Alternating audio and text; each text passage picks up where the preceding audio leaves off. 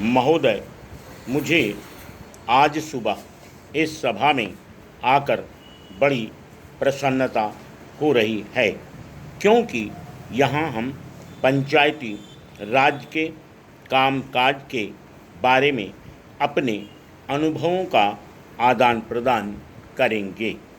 चूँकि यह भारत की स्वतंत्रता का 50वां वर्ष है, इसलिए यदि कोई मुझसे केवल एक ही प्रश्न पूछे कि इन 50 वर्षों में भारत की प्रमुख सफलता कौन सी है, तो मैं कहूँगा पंचायती राज व्यवस्था का लागू किया जाना, क्योंकि इसके द्वारा हम लोकतंत्र को ठेठ गांव तक ले गए हैं।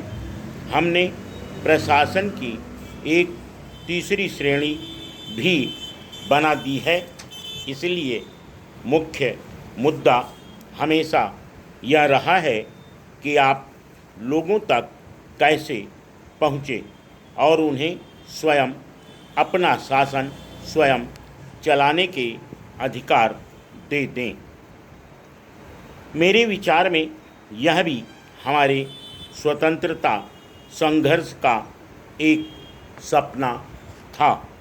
गांधी जी तो हमेशा ही पंचायत और पंचायती राज पर जोर देते थे।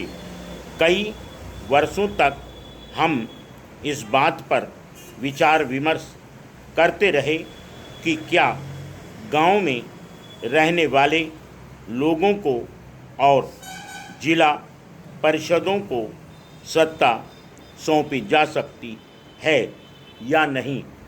मुझे लगता है कि जब हमने संविधान में संशोधन कर लिया है, तो उससे गांव वालों के प्रति यह चिड़चिड़ापन और विद्वेष अंततः हार गया।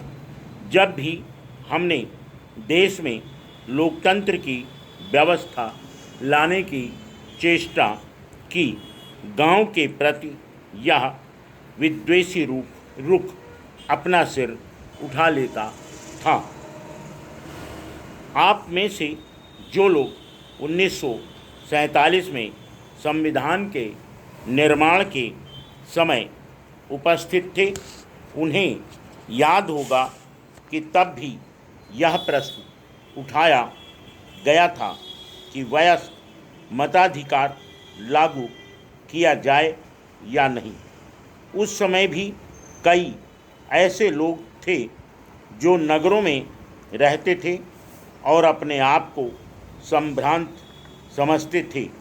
उनका यह सोचना था कि जब तक कुछ न्यूनतम योग्यताएं निर्धारित नहीं की जाएंगी, बाद में कुछ कठिनाइयां उठ खड़ी होंगी। उनका विचार था कि ऐसे देश में जहां अधिकांश लोग निरक्षर हैं और जो देश पिछड़ा हुआ है, वहां वोट देने का अधिकार नहीं होना चाहिए।